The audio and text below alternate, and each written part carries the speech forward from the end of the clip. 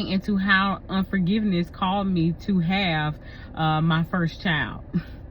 And y'all, this is a story, so I think you definitely want to listen to it.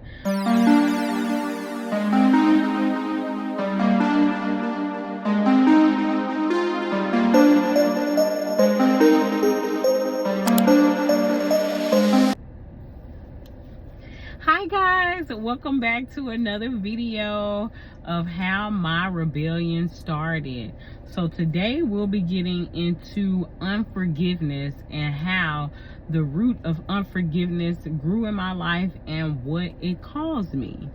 So on my first video, just to kind of briefly catch anyone up, we talked about how porn, masturbation, and premarital sex came into my life.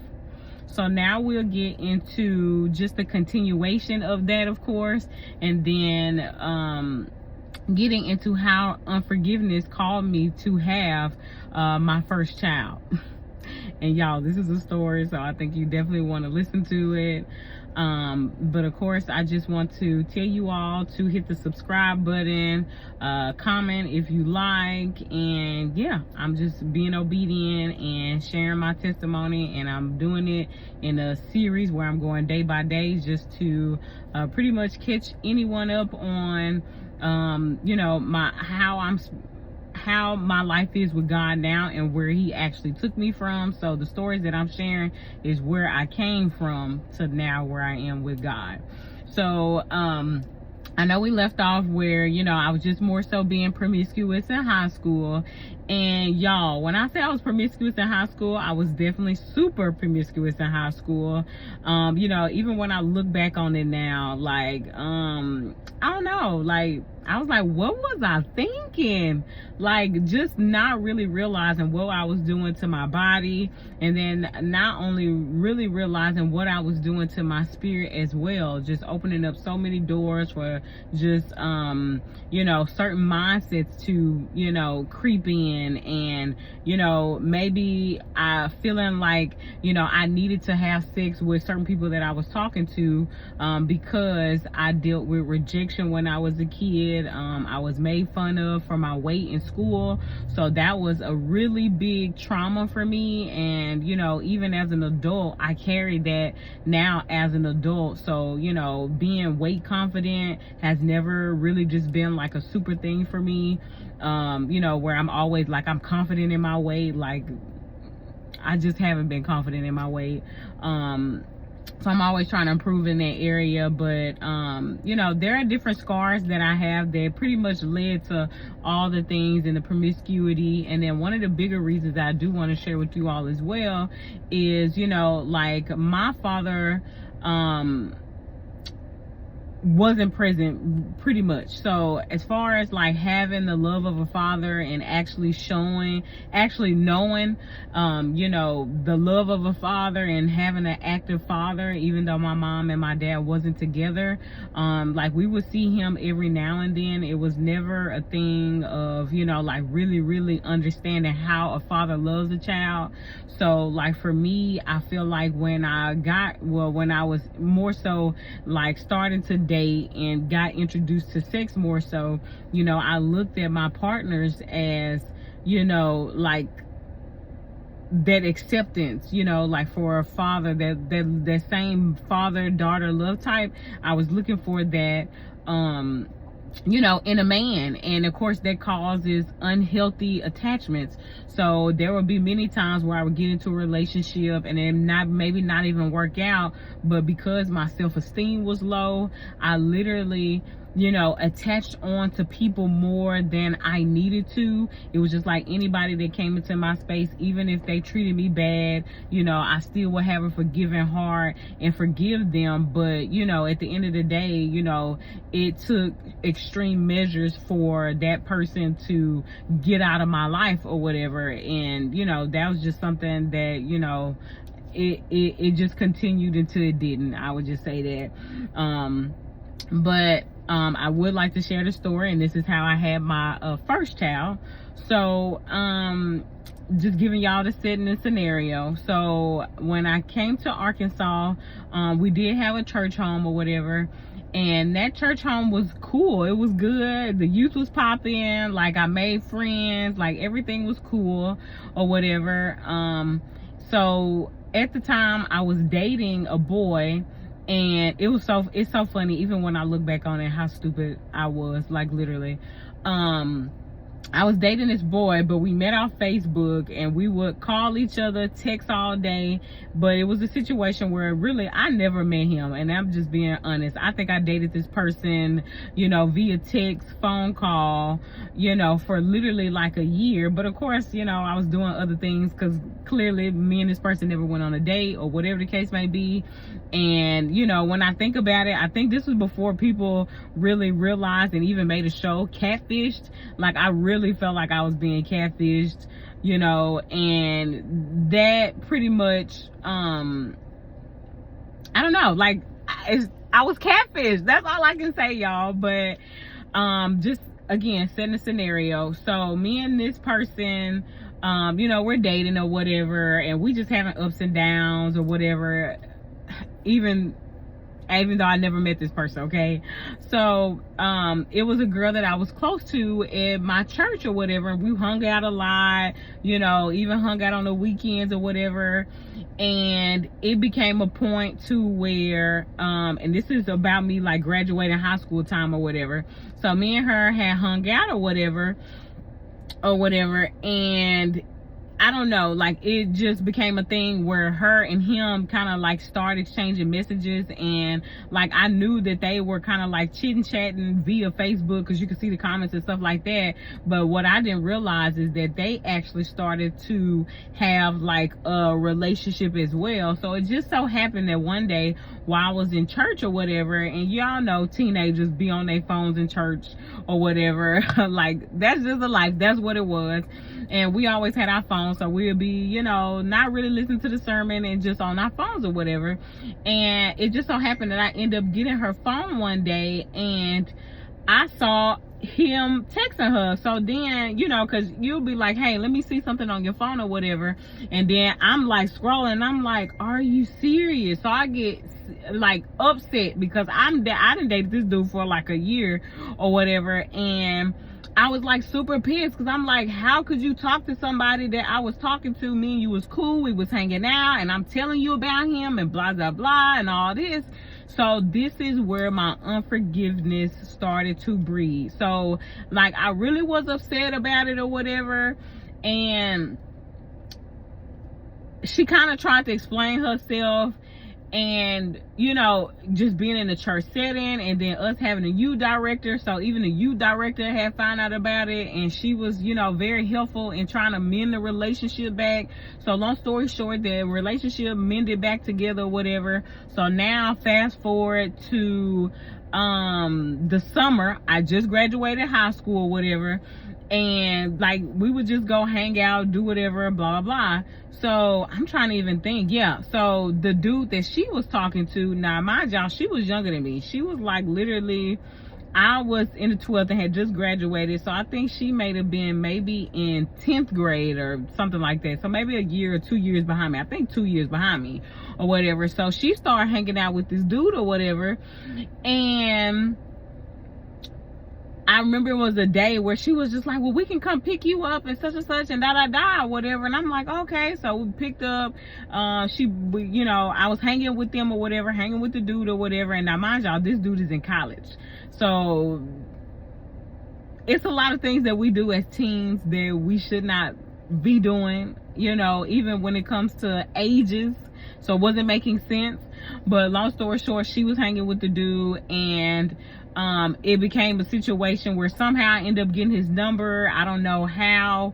I don't remember how I got his number, but again, like I said, I was hanging out with them or whatever, and I don't know if it was maybe because she had left something, her phone died. Listen, y'all, I don't remember those details. I remember the main important parts, but I just remember somehow getting his number or whatever. And because I really truly had not forgiven her, I said, well, since she stabbed me in the back and he was a nice looking dude to me, I said, well, let me do the same thing to you. So literally, y'all, I started, seeing him or whatever. And it wasn't even really that we were like dating. We were just more so like, I don't know, just being really casual, whatever. And then of course, this is where sex is involved. So now, we're casually having sex because I was already promiscuous. And, even me being promiscuous in high school, I see now how God allowed me to get to a certain point. Because I could have been a teen statistic and got pregnant in high school. I could have caught a disease or anything like that other than the STDs that I did catch. Like, it was just so much. So the sexual sin opened up way more for me, but now this is where it started to open up even more. So now, me and him are dating casually or whatever, having sex or whatever. And literally, long story short, you guys, I end up getting pregnant. So when I got pregnant, I don't know, I just didn't even know what it was. I can remember to this day, like remembering to like expect my period to come or whatever, but I just remember having strong cramps, and I'm like, oh my God, like what is this? So I just I think listen, I'm a Google girl, so I Googled it. Even then, this is 2010, y'all. So I Googled it, and they was just like, you may be pregnant. And I'm thinking, I'm like, did I miss my period? And I'm like, I can't remember, y'all. At this time, I ain't had no period tracker, no none of that. Could have had it, but I didn't. So not really even keeping the track of my period, not keeping the track of ovulation, like literally none of that, y'all. So because of my lack of knowledge, I fell a victim, and I found myself pregnant. And I even remember telling my mom I was pregnant. And of course your parents gonna be upset, but I think she was trying to find more of like the optimistic way of looking at things. So she was like, well, at least you out of high school, at least you graduated, so it's a big responsibility, and vice versa, whatever. So then it comes down to me actually telling him that I'm pregnant. So I tell him that I'm pregnant, and he tells me that he does not want another kid, because even while we were talking and dating, he never mentioned that he had a kid, y'all. So it only came out when I was pregnant, and he told me that he had another child or whatever, which the child was maybe like 3 or whatever at the time. And yeah, he told me that he didn't want another child or whatever, and more so like prompted me for an abortion or whatever. But my thing is, I think God has always, I don't know, like I just never had the spirit of like having an abortion, even when I thought about it, because I definitely thought about it, and that's the enemy creeping in on me. When I got pregnant the second time, and when I got pregnant the third time, and not being married or anything like that. So I did want to try to keep the principles in which I was taught at church, but not how, again, how can I keep the principles at church if I'm having premarital sex? Like, it doesn't, or I wouldn't even say the principles of church, the principles of God. Let me correct that. But, like, I don't know, y'all. Like, I was pregnant. He didn't want the child. So then, I automatically knew that, I would be raising this baby alone. So that's when the start of like some depression crept in. That's the start of when,